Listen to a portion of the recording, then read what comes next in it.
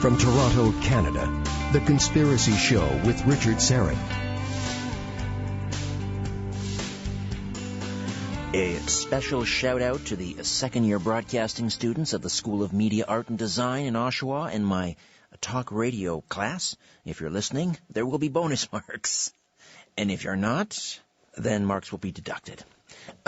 Welcome to the Audio Imaginarium. This is a program for those of you who subscribe to the notion that there is more to reality than what we can see, hear, touch, smell, and taste. And this program is also for those of you who believe that, as Morpheus said in The Matrix, the world is being pulled over our eyes to blind us from the truth. Come on in and set a spell. You have found us and you are among friends. My little studio here in Liberty Village is very busy. We've got company. Albert the intern is here. Tim Spreen on the other side of the glass, pushing buttons and twisting knobs and dials as always. And also joining us in my studio, my special guest tonight, our guest host, our co-host, and the contest winner from my Follow the Truth Summit. You remember that back in November in Oshawa. Dwayne Hickey held the winning ticket, and so he got to help out and produce tonight's show. He actually helped choose our guests, and we had dinner just down the street together before the show. He's going to sit in on the show, co-host. Dwayne, welcome. How are you? I'm doing very well, Richard. I want to just say that I'm very excited to be here. Thank you for having me. The Audio Imaginarium is much bigger on the inside. That's right. Do you remember those old Disney cartoons with a little tent, and you walk in the tent, and it's like you're inside a mansion or something? You're right. Well, welcome to the inner sanctum. Well, thank you so much. Tell us a little bit about yourself. I'm an IT professional. I'm married. I have a daughter named Chantel, my wife Emily. They're probably listening or going to be listening soon. And it's been a wonderful journey getting to know all the different stories and conspiracies out there. It's really opened up my eyes, and you can really, like you said, dig deep and peel back the onion and see all the different layers of what's going on beneath the surface of the world that we live in. Well, we're delighted to have you with us, and good job in helping line up tonight's show. You knew exactly who you wanted on the program. And we went out and we found him. Albert did, actually. And I knew immediately that our guest, John Searl, was right for this program the moment I logged onto his website. And I saw this quote from Arthur C. Clarke. When a distinguished but elderly scientist states that something is possible, he's almost certainly right. When he states that something is impossible, he is very probably wrong. John Searl is a professor and inventor of the Searl effect generator. The Searl effect generator, or SEG. Get this, it's a self-contained electrical power generator able to produce clean and sustainable energy.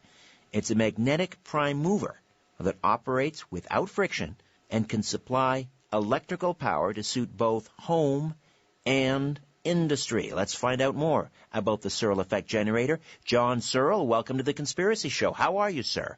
I'm fine, and I thank you very much for offering me the time to talk to your listeners.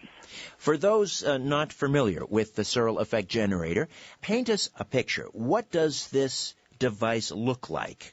Please, in layman's terms. Well, to look at it by an ordinary person, it does look like 3 solid rings, and each ring has a layer of rollers operating around it. And these 3 rings, are they stacked one on top of the other? No, they fold over each other. They fold over each other. Yeah. They float over each other? You're looking at 3 rings laid flat, and they all got set of rollers running around them. The first one has 12, the next one 22, and the final one 32. This creates a diode effect where the energy can only go outwards. It's not inwards. Now, the genesis or the origins of the SEG date all the way back to the days following the Second World War. We're talking 1946 when you were just a young lad. Tell us about how this idea... I started to prove that my dreams were correct, technically correct. Well, tell us about your dreams that led to the creation of the SEG. Well, the dream actually based itself on a simple game all children normally play called hopscotch. Oh, yes. That took me to what is called a matrix. And it's square 4, the matrix 4. In there, it says there's something wrong with your education. You have to search, find it, and correct it. And that is what I did from 1946. I was in the right place at the right time, learning the right type of job that made me think of the dreams and made me look into what the dreams were saying. And it proved that Isaac Newton was absolutely correct. It's not Newton proving I'm correct. I'm proving he is correct. And what aspect of Newton's theory was correct? Are we talking about the laws of thermodynamics, or what are we talking about? No, that's the error everyone's making. It's nothing to do with heat and the machine. It's to do with forces, that you have two forces playing on the mass. You've got one force coming from the force that you're creating, the force, and you've got a second one, right angle to it. The first one, if I was Newton, and I was at the lab now, and I'm looking at this structure, I went to lift a roller, I would notice a strong pull, magnetic pull.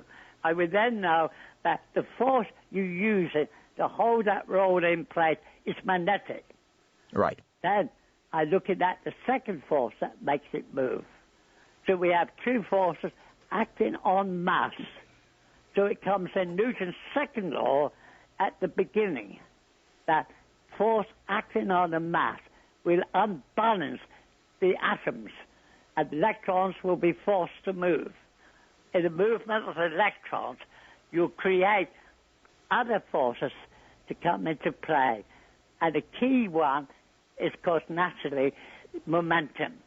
That is what keeps the roller moving. So these rollers, are they magnetic? Yes. You see, under the law of Newton, two opposites attract. Correct. So we see the rollers attract to the plate. Therefore, there must be one must be negative, the other one must be positive. Got it, yes. Now, we have the problem here. Something odd is happening here. The rollers in the proper SUG do not touch the plate. How come that be? You've got this strong field pulling the magnet, the rollers in towards itself. Right. Yet, the rollers cannot touch that surface. The reason is that the way we build it, how we set the chemicals up, causes an eddy current to be created. And therefore, the eddy current stopped the roller dead from hitting the plate. We demonstrate this with a very powerful magnet at the lab. You cannot put that magnet on that copper plate. There's no way you could do it. That eddy current stops you dead. Is it the energy produced by this eddy current, then, that you are harnessing for power? Yes. Well, we are harnessing the eddy current to lift the rolls from the plate so there's no wear or tear and no noise. Now they're running free, flying. They're actually flying around the plate. I understand. So the eddy current allows for the levitation, which means there's no friction, therefore there's no... wear or tear involved. That's right. And there's no waste. There's no loss in energy. Now, you imagine, you've got a power unit in your house that won't wear out. It won't cause you any maintenance costs. Look at the money you'll end up in the year to spend on other things that you need. But before, and I want to introduce you to my co-host tonight, Dwayne Hickey, who's a big fan of yours and was responsible for getting you on the program. But before we get to Dwayne, I have a question to ask, John, and you've been asked this countless times, I know. Is this, in fact, then, what you're describing, a perpetual motion machine? Well, not really. People call it that. It's not. All it's doing is just recycling energy. Just recycling the energy. All right. Let me introduce you to our co-host tonight, Dwayne Hickey. Dwayne, did you want to jump in with a question for Mr. Searl? Hi, John, and thank you for coming on the program tonight. It's a pleasure to be talking to you right now. It's a pleasure to talk to you as well. I think what I'd like to say is you've created this wonderful device, and I don't know if we want to jump ahead a little bit, but I'd just like to know how soon would this be available in homes and industry? There's three problems. Face it. First, it's greed. Second, it's ignorance. Third, is cost. Now, the problem is I have been blocked from producing the energy to go to the marketplace. Not surprisingly. Who want to own it. Sure. And that's the trouble today. STI still believes they own it and they have every right. And they are calling the public by fraud and deception. They do not own anything, not a cent. But they are blocking the finance we would get to get this job done quick. That's my big problem. We're coming up on a break here, John, a commercial break. When we come back on the other side, we'll delve further into how this device operates and how it could benefit mankind, supply electrical power to both home and industry. Imagine, I know many of us may not be thinking about this right now because the price of a liter or a gallon to our American friends of gasoline has fallen significantly. However, imagine such a device in your home, in your factory. Think of the impact. I used to have one in my home for 31 years. Well, we'll find out more about that when we come back. John Searl, professor, inventor of the Searl effect generator, right here on The Conspiracy Show. Don't go away.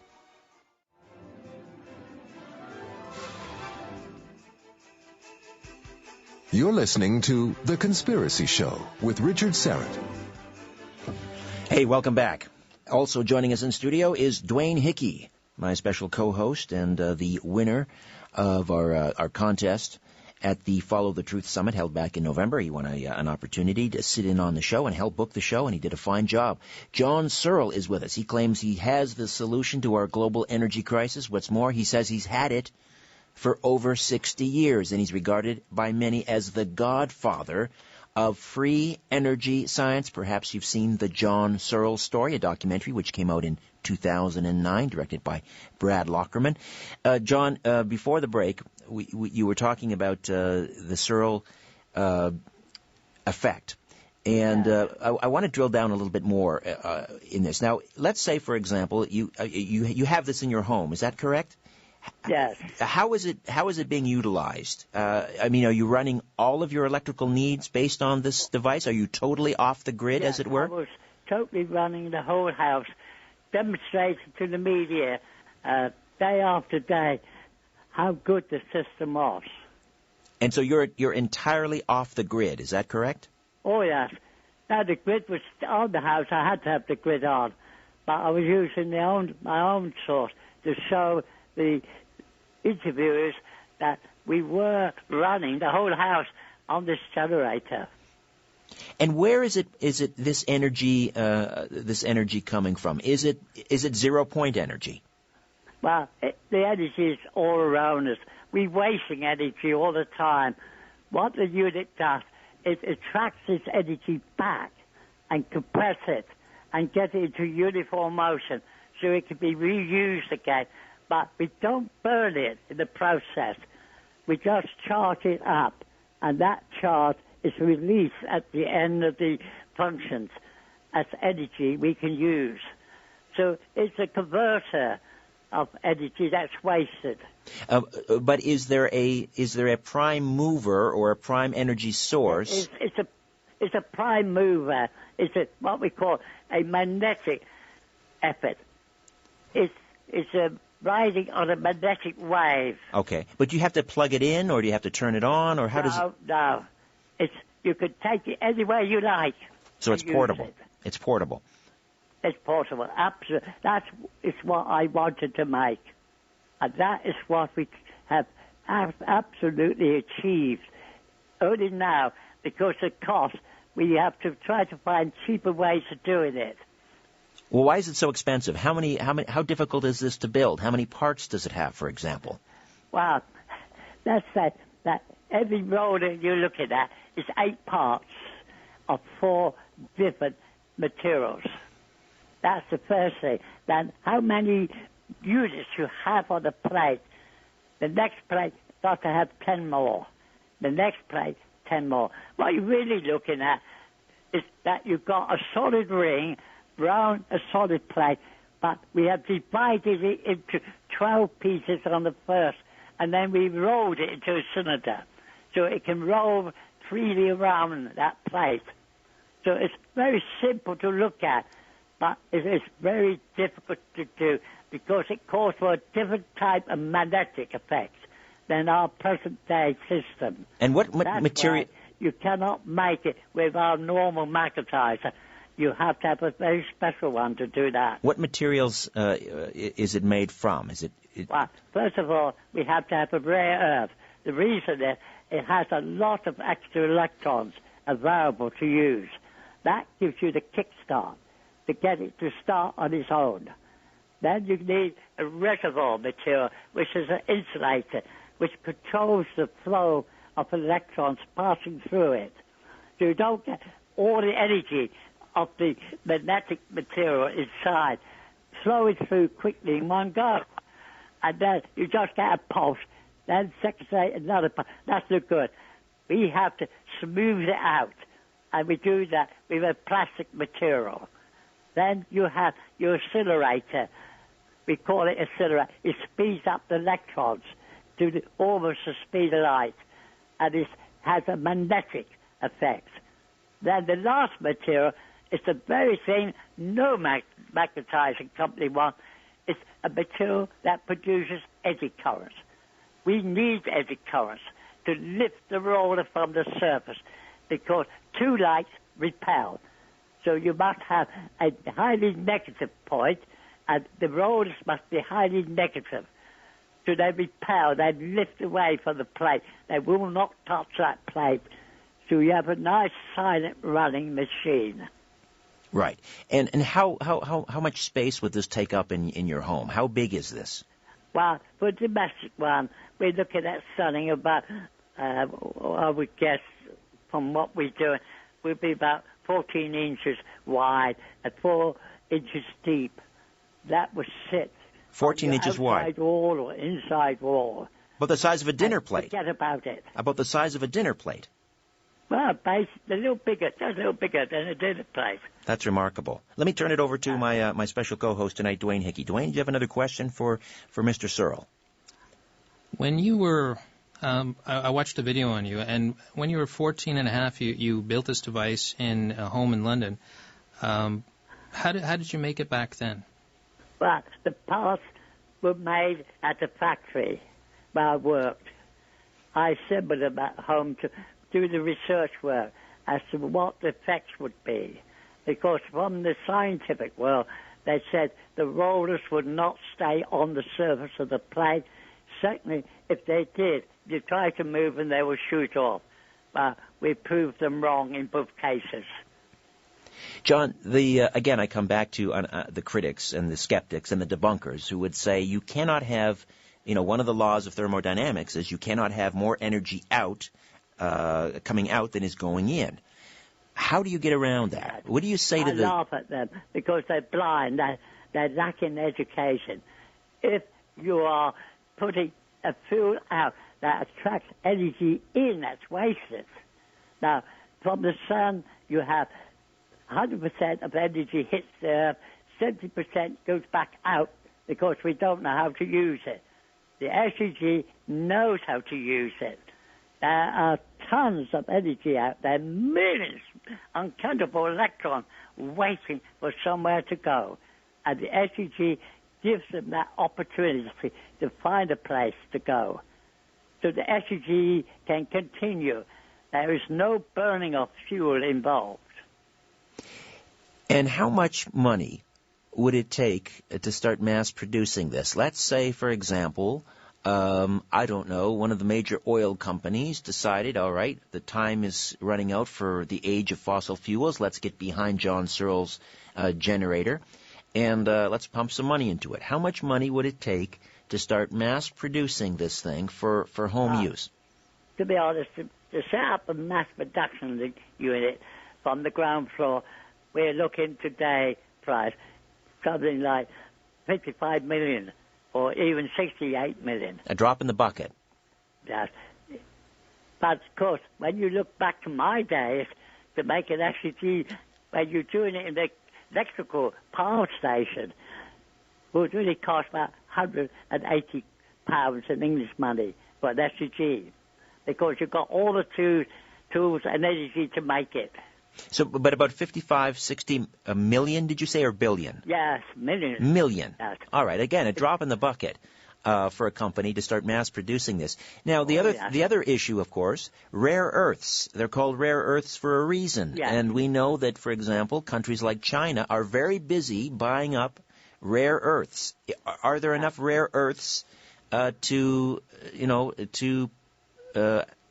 allow for mass production of these devices so that every home in America, let's say, to begin with, could have one? Is there enough rare earth? Well, first of all, I'd like to point out all our materials are made in China. We have a good connection and interested companies who make the material precisely as I ask them to. No company in America would do it because they say it's too risky. You've posted these videos on YouTube and so forth, and Albert, I believe that on our slideshow, on our Hangout, there's a picture of this, correct? Yeah, well, people put out pictures how they see things and what they've seen. I have nothing to do with what goes out on the web. No, but how is the media? What I do is the writing of the technical books, which I'm now writing, the biggest one I've ever written for the general public. No, but when it will be 1,000 pages long. Okay, but when, let's say, for example, fellow scientists, colleagues of yours, see this and they see it demonstrated, what are they saying? Are they writing peer-reviewed articles about this, for example? Yeah, well, let's put it from my opinion of people from Boeing. When they demonstrate the system, they ask you, where does the fuel go in? And you just told them how the fuel go in. They're looking for a place where you put the gasoline in. These are the folks at Boeing. There is no place. Gas. The energy is all around us. Right. Billions and billions of free negative ions are sitting there waiting for somewhere to go. And the SEG attracts them. I don't know. I find that hard to believe that Boeing would be so skeptical, given their work in anti-gravitics and so forth. We know about from the 1950s, but so Boeing isn't interested. Is there anyone that's shown interest, that's willing to invest in your device? Well, let me say here, when John F. Kennedy was alive and president, he did try to get the Edwards Air Force Base to back this system. Is that right? Yes, that's true. We have put the details in my book. Again, I put them in this book. He was interested that America went to this technology, but on the major examining all the work, he couldn't find inertia. And because of that, just because of that, he said it was impossible for them to fund the technology. Did you meet Jack Kennedy? I didn't meet him. We talked. I was known by the workforce that he was my friend. And when it was announced he'd been killed, they told me when I arrived at where I'm sad to say, your friend is dead. So you had many telephone conversations? Yes, we had definite conversation with. It's not that. We also did a long letter to President Clinton when he was president, and it was put to music, and that should be seen on my website. You can actually hear it. Barry Stroller wrote the music, and I think it's some mature who read the letter to music. And the website is searlsolution.com, correct? Yes. Searl, yes. Searl, solution.com. Let me throw it over to my colleague here again, Dwayne Hickey. Go ahead. Question? So John, your device is basically pulling ions out of the air and electrons out of the air, and is it also purifying the air when it does this? Oh yes, it cleans up the air. That's the beauty about it. Your room becomes negatively charged instead of positively charged. That means, for people listening, that you can work without getting eyesore, headaches, and things like that. And you don't suffer from disease so much because the dust is on the floor. Dust cannot float in a negative state. It can only float in a positive state. And if we can get the room nice negatively state, two things happen. Clean air, and you don't get tired out. I used to work a week without sleep. The press came every day, took me from work to the site where we were demonstrating the work, and then back to work. They would ask me, when do you sleep? And I would say, if I went to sleep, you would not have this meeting today. Was Nikola Tesla an influence? I don't know very much about Tesla, but I understand that he met up with the same problems I met up. Only he met up with Morgan. J.P. Morgan, yes. He did not want AC power on the market. Well, he certainly didn't want AC power being transmitted through the air where it couldn't be metered, and that's for sure. I can understand that with ease. Well, which begs a question, John, and that is, this is a very disruptive technology, which may be why it's being stifled. And one could almost understand, here we have the world economy and the world reserve currency, the U.S. dollar, which is essentially a petrodollar. If overnight, let's say, we were to replace all the, the gas turbines and we were to get rid of the need for fossil fuel, wouldn't that cause the economy just to crash? Well, that depends which way you're looking at it. SEG opens up a new dimension for employment. You can now work where we cannot possibly work at this time because fuel and that costs too much. But if we had the SEG, we can work the deserts, we can turn the deserts to a paradise, and we can get work for everyone. So there's no worry about shortage. How many people actually employed in petrol stations today? Perhaps 2 or 3 people. Now there must be 10 jobs they could do if it was powered by SEG. That's true. This is a portable device. I mean, you don't need to be near a hydro-generating station. You could take one of these things in the middle of the jungle, and all of a sudden you've got... It doesn't matter about what the weather's like. You just turn the key and off you go. You can wave goodbye to every petrol station you pass. All right, John, we've got to wave goodbye here. John, I've just got to wave goodbye for a moment here. Never stop. All right, we'll take a timeout. We'll come back and continue our conversation with John Searl, professor, inventor of the Searl effect generator. Right here on The Conspiracy Show, my name is Richard Syrett. Don't go away. Different views make great conversation. This is The Conspiracy Show with Richard Syrett. Welcome back. John Searl, known as the grandfather of free energy science, is with us, professor, inventor of the Searl effect generator, a self-contained electrical power generator, get this, able to produce clean and sustainable energy.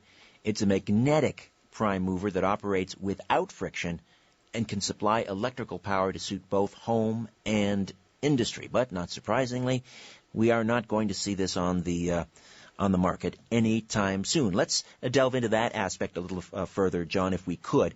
Have you been approached, for example, I'm thinking back to people like Stanley Meyer and his water engine, who, according to legend, was approached by Big Oil. They wanted to buy his device, basically put it on a shelf so it would gather dust. Have you been approached by Big Oil? Well, I have been. But there's something I'd like to point out which may interest you. I was in Canada in 1971. I went on TV and demonstrated the Searl effect, in which your government then invited me to lunch with the full cabinet. Pierre Trudeau. That would have stated that is what Canada needed. But I said that I've already been to the power people. They turned it down. They said yes, because they just paid out a lot of money to harness the water for the energy, and they won't allow anything like that into the country. But we had a long dinner party in which I ate nothing because they kept asking me questions. Then the Prime Minister said to me, "Aren't you hungry, John?" Well, I was. But how can you eat and talk at the same time? Indeed. Well, John, They meant well. They Yes. really wanted to see the SEG there in Canada. Well, having said that, John, a gentleman that's been on this program a number of times, and he was the former Deputy Prime Minister, and that would be Paul Hellyer, the Honorable Paul Hellyer, who's very interested in free energy. In fact, he's just written a book called The Money Mafia, in which he describes how the international bankers, and I imagine he would throw big oil in there, are suppressing free energy devices like yours. Have you been in contact with the Honorable Paul Hellyer? No, not to my knowledge. That's a gentleman I think you'd like to talk to. Let me throw it. You mentioned your association and your friendship with John Kennedy, and I know my co-host Dwayne Hickey has a question about that. Dwayne? So, John, do you think that might have had something to do with, your connection with Kennedy? Do you think that might have got him killed? I think so. That's always been on my mind. That seems to be a good reason to stop the SEG if he was keen to get Edwards Air Force Base to fund the research work. So you are leaning towards that as a motive, that his interest in free energy may have led to his assassination. In my heart, I feel that way. You mentioned some time ago on this program that there was a company or an organization, I believe you used the initials SEI, that was standing in the way, that was preventing this from coming to market. Was it SEI? Yes. What does SEI stand for? Who are these people? That was the Searl technology. And they have, I'm not supposed to be talking about this, but they have told the people they own everything. I'd like the people to know they don't own nothing. So it's a dream. This was a parent company that claims they own the rights Yes. to this technology, and you're disputing this. Unfortunate. Is there an ongoing court case? That the companies don't want me to talk about it, as it's in solicitors' hands at this time. All right. Is this in court at the moment? Yes. It is. Okay. Or will be. We're coming up on another break here, but we'll start the discussion now. We'll continue after the break, and that is, are there other Searl effect generators elsewhere? Do other people have this device in their home, or are you the only one? Now, there was two others out there. One was handed back to me when he recovered, and in case somebody else needed it, and the other one died, and we think the authorities dumped it because he had no relatives. So the person that was in possession of this used it, and then when they died, it was destroyed? Is that the idea? Yes. Well, it's all in this new book I'm writing. And what is the name of this book, and when can we expect it to be published? Well, the first part I hope to release soon. The second volume will be very quick after. And the third part, a section, they'll be 1,000 pages long. Have you thought... Every minute details. Tell you what to do, how to do it, how I did it to learn. I make it as simple as I can. I do the mathematics as simple as it's possible to do to help people to understand what they were not able to learn at school. So this will be your legacy. You want to give this gift to the world. Yes. So have you thought about putting the instructions up on the Internet for free where anyone could download them? Well, it will be. We'll be sending copies, each volume, to the media and top people, governments, so they can study it, so they can really see that I mean no harm to anyone, but good, and also for the benefit of the animals that we have to survive. I can see the debunkers lining up right now to try and discredit you. I mean, obviously they've been trying to do that for many years. Do you have any friends on Capitol Hill? I know you had a friendship with Jack Kennedy. Yes. Do you have any allies in Washington now? Yes. Bill Clinton did reply to John Thomas personally, who was working with me then in New York, and wish him all the success. As I say this book, yes, him and Carter did wish us success. They wrote the letter, the reply themselves personally, but the only president that actually tried to do something to have was President Kennedy. All right. And it's sad that he died for it. John, we'll take one final time out. We'll come back and finish up our most intriguing conversation. Stay with us right here on The Conspiracy Show. Shaking the world and seeing what falls. This is The Conspiracy Show with Richard Syrett on Zoomer Radio, AM 740. And we roll along with our conversation with John Searl, the grandfather of free energy science, inventor of the Searl effect generator, which is about 70 years in the making. He first devised this device back in 1946 as a young lad in England. Now, John, is there any way this device and the energy source that you're tapping into could be weaponized? Is that a concern if, let's say, someone at DARPA were to get their hands on this? Well, let's put it this way. I don't think people realize, the effects of the energy were demonstrated early in the 18th century. Late in that century, when movies came on, they used these effects that were being demonstrated at musical halls, universities, places like that, as showpiece. But they couldn't put it together as a motor. But then Einstein came along, and he proved that the atom did have all this energy in it, but he was determined it would take a lot more energy to get it out, which, of course, he was proved wrong. It did not take that amount of energy to get it out. The atom bomb proved that. Then along came the people who invented the ingredients, creating the machines. Then came this idiot, born in England in a workhouse, who put it all together as a motor, and has since been kicked for doing so. And today is still getting kicked for doing so. But whether they kick me or not, the SDG is coming to the market here in America and in China. We have signed the contract legally, and I guarantee that I've got to go back to England to sort out matters there before I come back to get on with the work.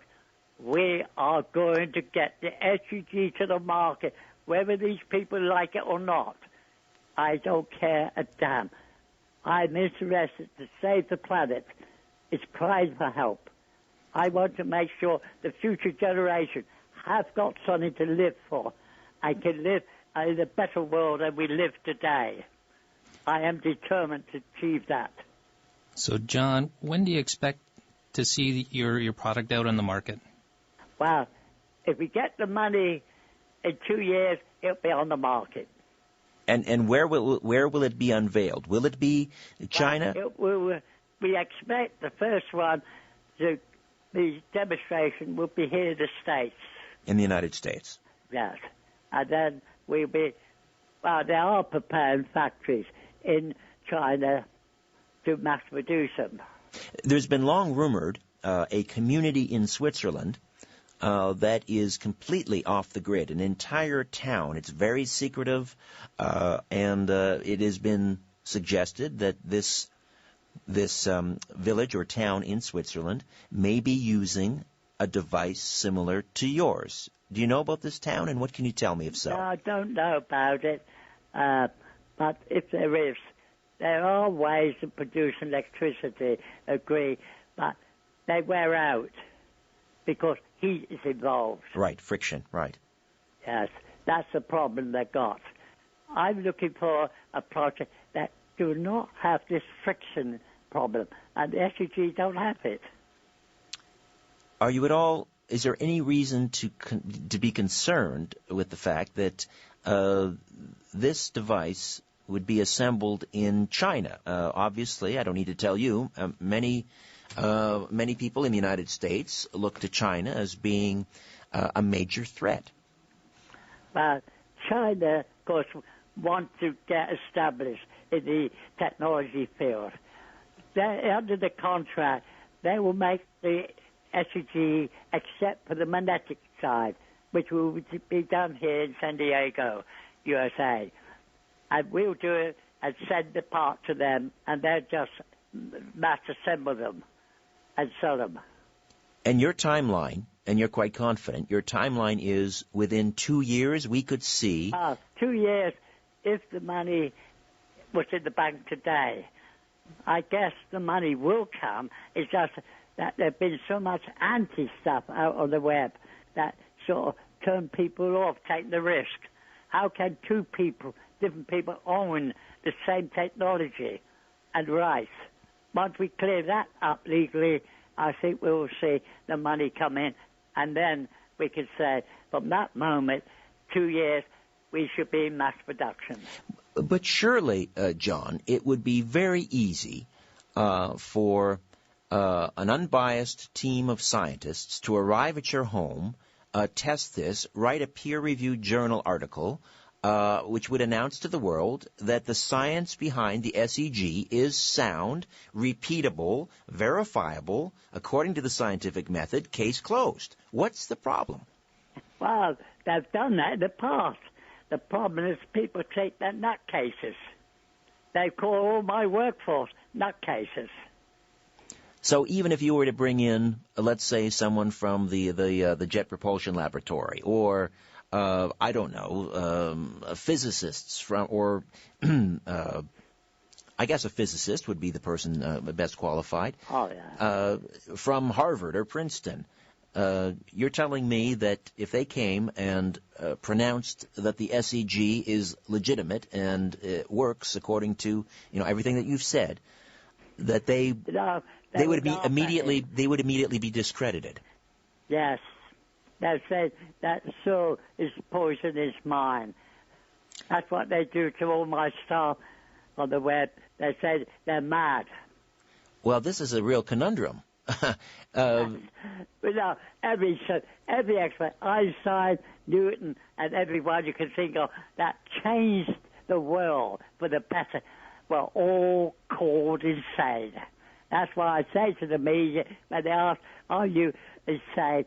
I say, "Well, I belong to a good union because all these great people were also insane."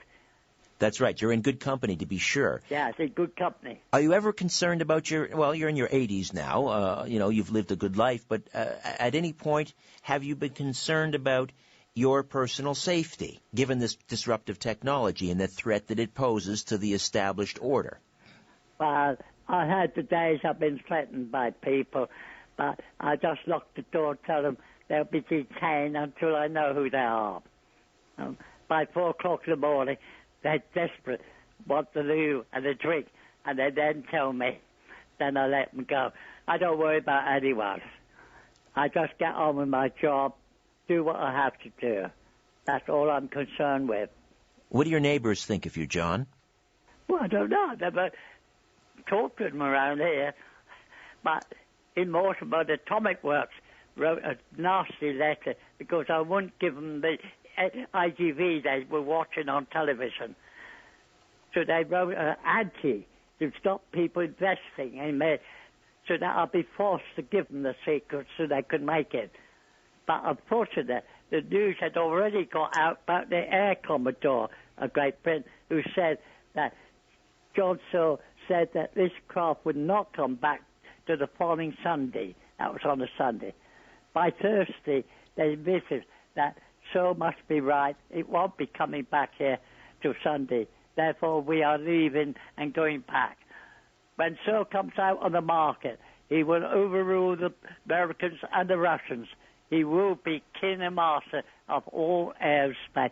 And that was from the Air Commodore on a Thursday afternoon at 3 o'clock. In which I had atomic worker there talk to me and Reverend George Nixon that I had there as witness, that he wanted to write an article to get the people to fund the work so I could stop having to go to work to get money to do the work.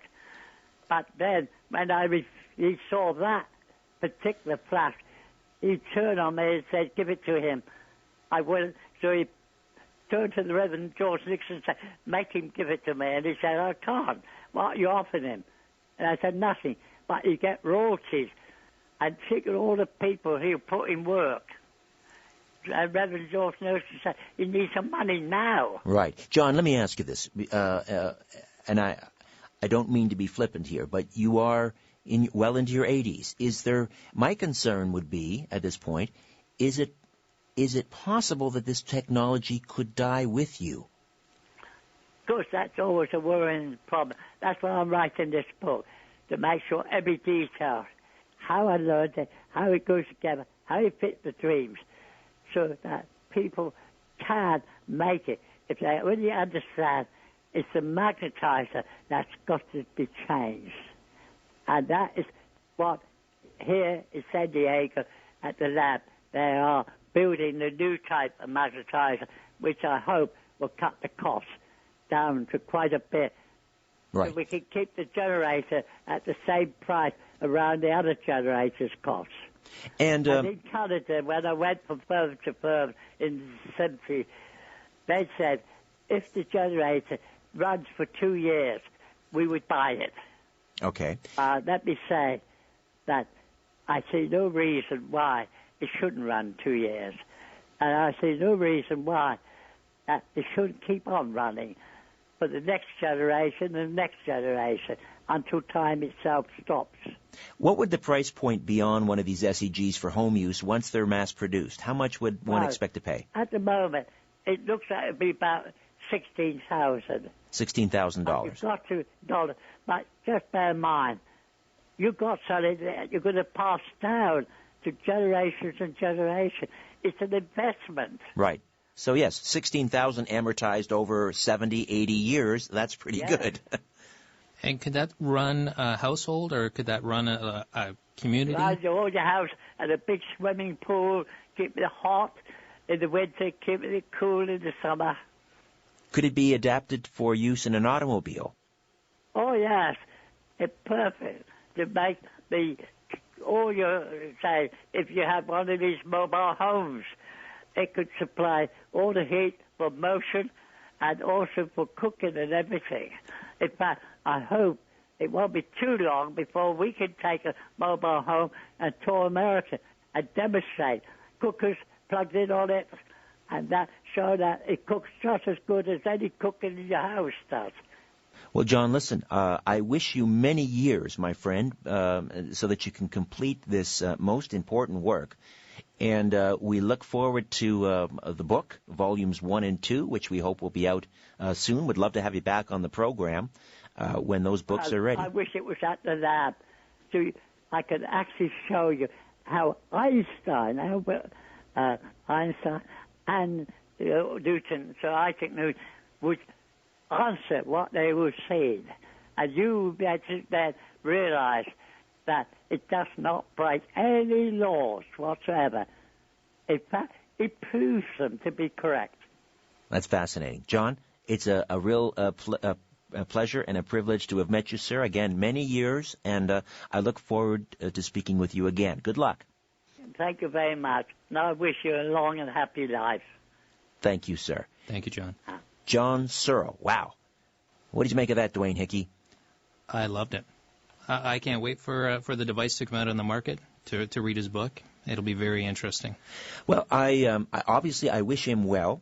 I'm not skeptical about the device necessarily. I'm not a physicist. What I'm skeptical about is the likelihood that it will come to market in 2 years. I think the forces lined up against him are so powerful that they would stop at nothing to prevent something this disruptive from coming to market until they're ready for it to come to market.